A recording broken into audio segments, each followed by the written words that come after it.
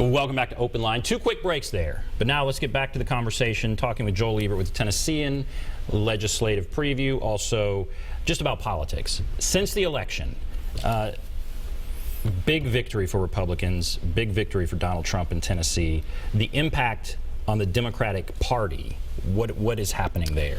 There's definitely going to be a challenge to Mary Mancini in terms of who's going to be the leader of the Democratic Party moving forward. They're going to have a meeting in January, from what I understand, and we have one candidate who's come out and said he's already going to challenge Mary Mancini. That's Jamie Isabel, I believe, former Metro City Councilman.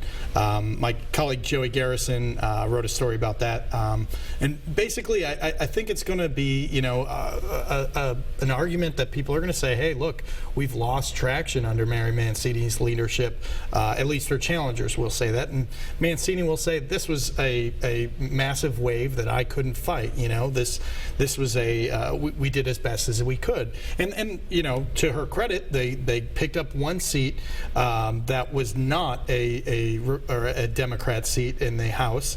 That was Steve McManus. He's a Republican outside of Memphis area, and he ended up losing to somebody who ran against him 2 years ago. So that seat has now gone blue.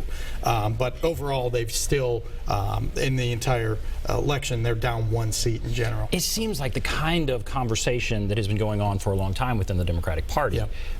One group is saying, boy, this individual leader didn't get the job done because we lost seats, and the other group saying, it's a national wave and there's not much we could have done. Right. And I don't know what the answer is, but who is Bill Freeman maybe wanting one of these candidates? Or do we know? That I don't know yet. You know, I mean, it wouldn't surprise me if he wanted a specific person, but you know, we will see if that comes out.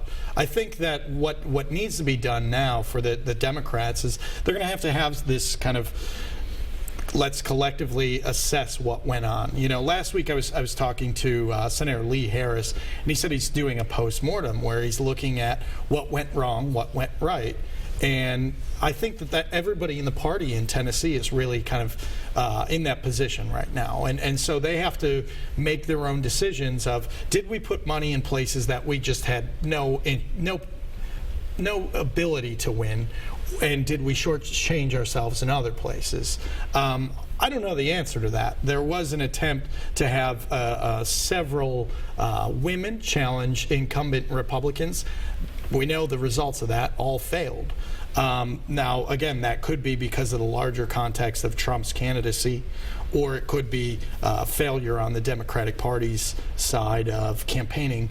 But, you know, I guess they'll assess that in January when they meet. And you feel like the Democratic Party, they were optimistic. They walked into this. I mean, you had Jim Cooper at the DNC saying, I think it's purple state as well. You know, I think you had some people who thought that Hillary Clinton's candidacy did excite them. Lee Harris last week told me he didn't think that that's true. He pointed to Donald Trump's candidacy as the one that clearly excited people. And I think in Tennessee that's true. I mean, he got a lot of people out to vote and gave a resounding victory for him. And as we continue to talk nationally before we move into the legislative bills. All right, Bob Corker in a great position. Right. He was considered for Secretary of State. He didn't get that. Now he's going to be head of the Foreign Affairs Committee in the Senate. Who is going to confirm the next Secretary of State. So that's a big deal for him. Huge, yeah. And what now? And what about Marsha Blackburn? So Blackburn, she, you know, is on the Trump transition team. We have been hearing that she is being considered for different cabinet posts or some kind of role in the Trump administration. Thus far, nothing has come out. You know, it seems like every day we're all kind of waiting for that big announcement that, you know, she got this role. She's going to be an ambassador to this. We don't know, though. And that I have been waiting. I mean, yeah, right? When you heard that she was going to be announced, and even the meeting, she sent out some news release about a meeting with Trump. And she's been all over national TV, stumping for him. I mean, she was one of the few main, you know, candidates out of Tennessee who were just unabashedly for Trump.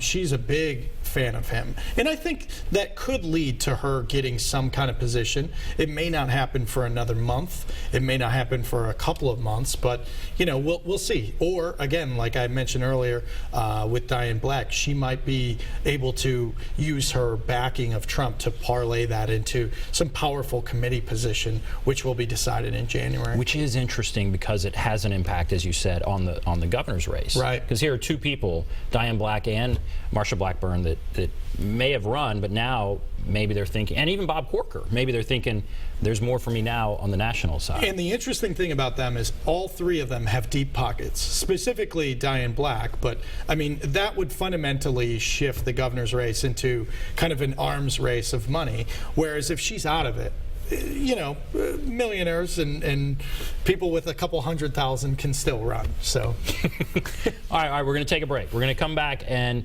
start talking about what may be coming up in the Tennessee General Assembly, some interesting bills, and possibly even some tax increases. We'll take a break, be back right after this.